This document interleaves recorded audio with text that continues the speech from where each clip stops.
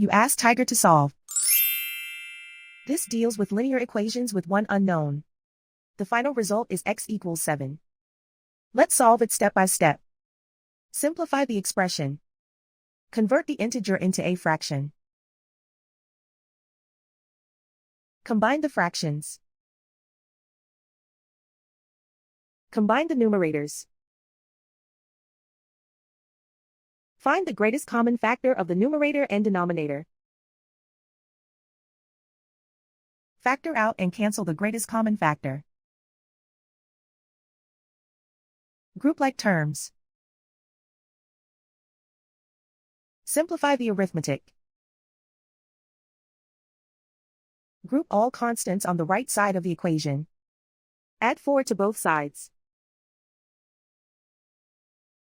Simplify the arithmetic.